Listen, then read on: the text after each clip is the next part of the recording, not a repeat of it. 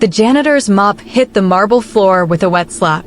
He moved slowly, methodically, invisible to the executives rushing past him toward the boardroom. One of them knocked his bucket with a briefcase, didn't even turn around. The janitor studied it, said nothing, and kept cleaning. What none of them knew was that the man holding that mop owned everything they stood on. 3 weeks earlier, Derek Murray sat in his penthouse office overlooking the city. 6 companies, 12 board members, hundreds of employees. The reports on his desk showed perfect numbers, flawless operations, 0 complaints. But Derek hadn't survived 2 decades in business by trusting paper. He'd built his empire by understanding people, and lately, something felt wrong. The numbers were too clean. The smiles too rehearsed. Truth, he'd learned, rarely wore a suit. He picked up his phone and called his most trusted ally, James Park, the only managing director who'd been with him from the beginning. "I need you to do something unusual," Derek said. "I'm going undercover in the main office. As a janitor. No one can know who I am. Not even you when I'm there. Treat me like a complete stranger." James was silent for 3 seconds. "You're serious. Dead serious. I want to see what happens when people think no one important is watching." "When?" "I start Monday." Derek spent the weekend erasing himself. The designer beard came off. The tailored suits went into storage. He bought cheap clothes from a discount store, dark-framed glasses that changed his face, a baseball cap he'd never worn before. When he looked in the mirror Sunday night, the CEO was gone. Just a middle-aged man who looked tired, forgettable, poor. Monday morning, he walked through the employee entrance of Murray Industries for the first time in 10 years. The security guard barely glanced at his fake ID. "Maintenance is in the basement," the guard said, already looking past him at someone more important. The facilities manager, a thick-necked man named Rodriguez, looked him up and down. "You Derek Kim?" "Yes, sir." He'd used his mother's maiden name. "Ever cleaned offices before?" "Yes, sir." "Good. You start at 6, finish by 2.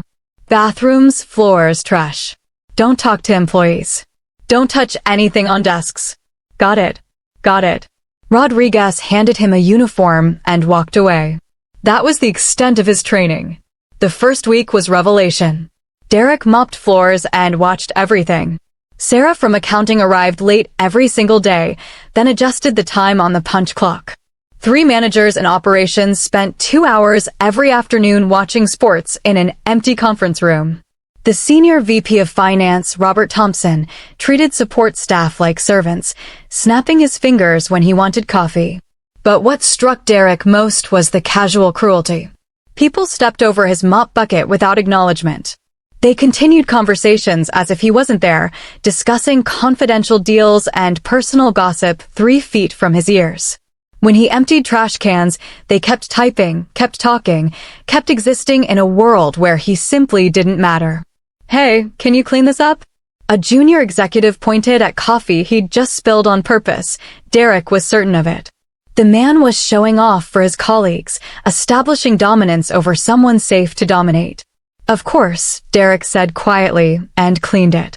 Only one person was different. David Nguyen worked in accounts payable, a quiet position that most people ignored. But Derek noticed him immediately. David arrived 15 minutes early every day. He worked through lunch when deadlines approached.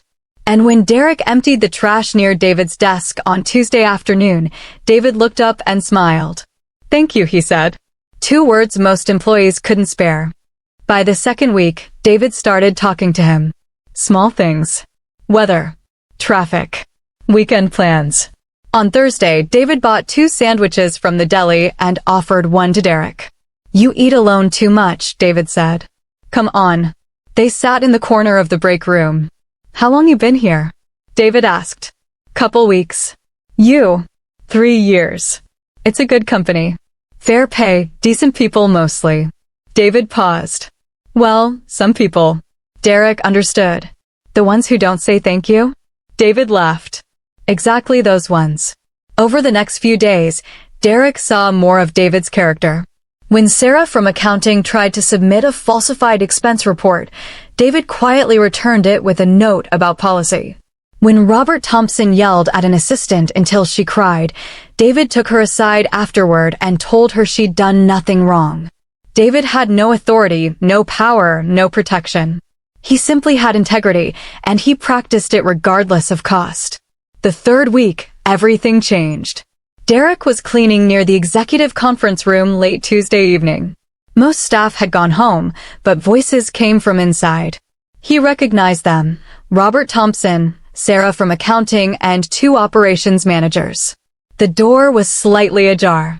He moved his cart closer, listening. "We move it through the subsidiary," Robert was saying. "$250,000 at a time. Small enough to stay off radar. And if someone notices?" That was Sarah. That's where David comes in. We use his access codes. Make it look like he authorized the transfers. He's so squeaky clean, no one will suspect him until it's too late. Can you forge his signature? Already have it. Been collecting samples for weeks. Derek felt his blood pressure spike, but he forced himself to stay calm. He pulled out his personal phone, the one Rodriguez thought was just a cheap Android, and started recording. He angled it toward the gap in the door, capturing voices, faces. The documents spread across the table. "When do we start?" one of the managers asked. "Friday. Transfer goes through at 4 p.m. after David leaves. By Monday morning, it'll look like he's been stealing for months." They laughed. Actually laughed. Derek kept recording for 11 minutes until they finally dispersed.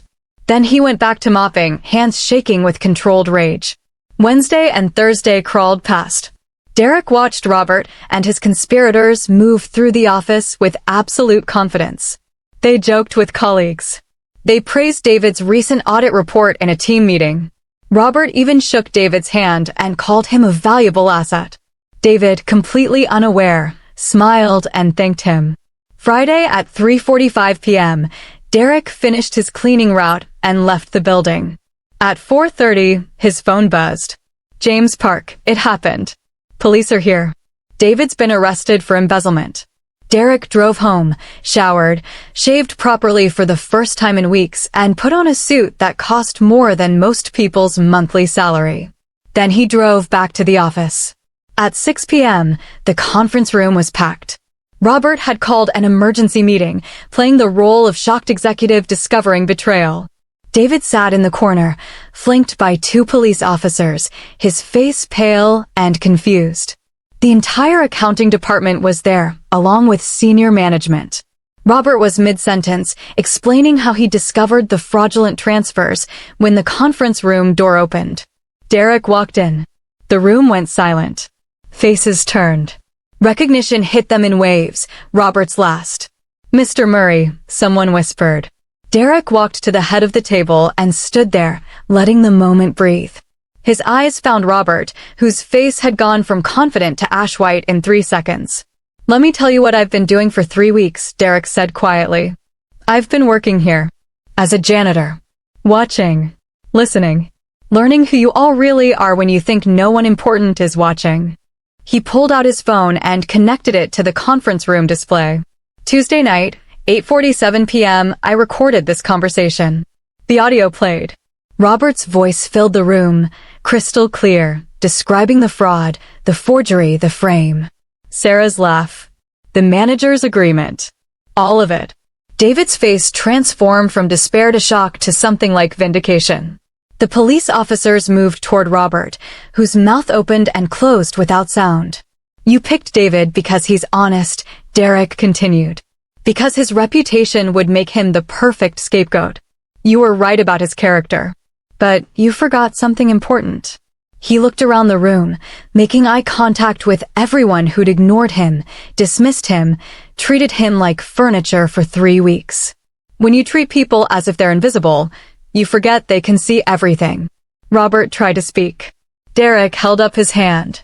"Officers, I have 11 minutes of recorded confession. I also have documentation of Ms. Thompson's falsified expense reports and evidence of time theft by 14 employees. If you need me to testify, I'm available." The arrests took 15 minutes. Robert, Sarah, and both operations managers were let out in handcuffs. The remaining staff sat in stunned silence. Derek turned to David, who still hadn't moved. Mr. Nguyen, could you stay please? Everyone else is dismissed. The room emptied.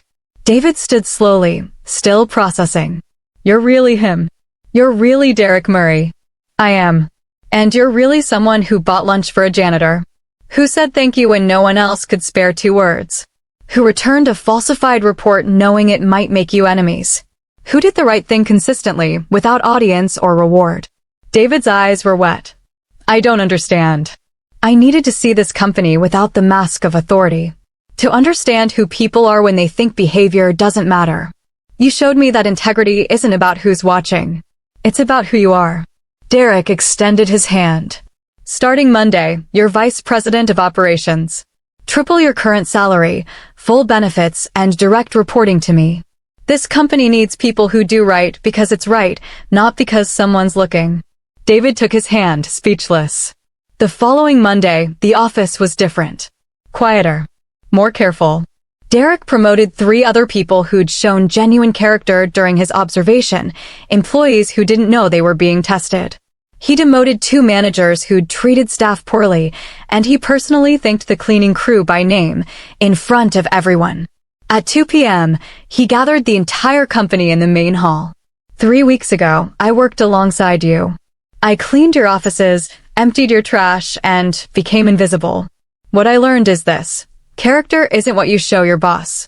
It's what you show the person who can't do anything for you. The person you think doesn't matter. That's where truth lives. He paused, looking across hundreds of faces. Some of you treated me with kindness when you thought I was nobody. You have my gratitude and my respect. Some of you didn't. You now understand that every person in this building matters, regardless of title. Treat people accordingly. The room was silent. We're done here. As people filed out, Derek noticed David standing near the back, watching him. They exchanged a look, and Derek smiled. He'd gone searching for truth and found something better, proof that goodness still existed, even when it cost something to maintain it. Character shows up when no one important is watching. That was the lesson. That was everything. Before you go, if this story made you think differently about how you treat people, hit that subscribe button. Drop a comment about a time someone showed you kindness when they didn't have to. And smash that like button because stories like this need to be shared. The world needs more people like David and fewer people like Robert. Which one will you be?